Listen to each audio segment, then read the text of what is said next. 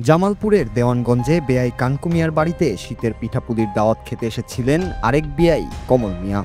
কিন্তু তাদের এই শীতের মিলন মেলার উৎসবমুখর বাড়িটি যে হয়ে উঠবে শোকের অরণ্য তা কেই বা জানত।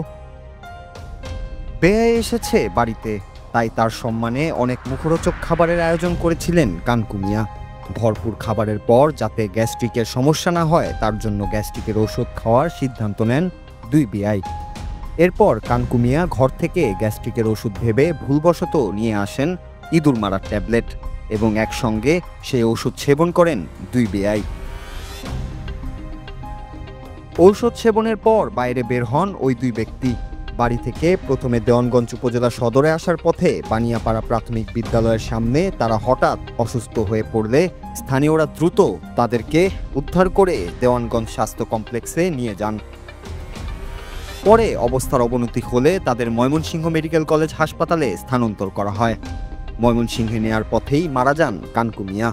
আর রাতে হাসপাতালে চিকিৎসাধীন অবস্থায় হয় আরেক বেআই কমল মিয়ার। একসঙ্গে দুইজনের শোকের ছায়া নেমে এসেছে গোটা এলাকায়। নিহত 53 বছর বয়সী কানকু মিয়া দেওয়ানগঞ্জের পাররামরামপুর ইউনিয়নের বানিয়াপাড়া এলাকার মৃত মকজল হোসেনের ছেলে। কমল মিয়া তার বেআই, তিনি এক ইউনিয়নের পোড়াভিটা গ্রামের বাসিন্দা। তাদের মৃত্যুতে দুই গ্রামেই চলছে শোকের আবহ।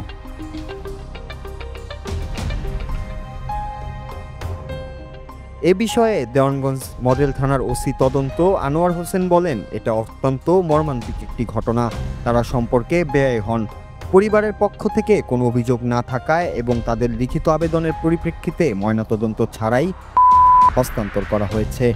এই ঘটনায় একটি মামলা করা হয়েছে। পরিবারের তরফ থেকে জানানো হয়েছে তাদের নিজ নিজ গ্রামে দুজনের দাফনই সম্পন্ন হয়েছে। Nur Raju, Bangla TV news desk.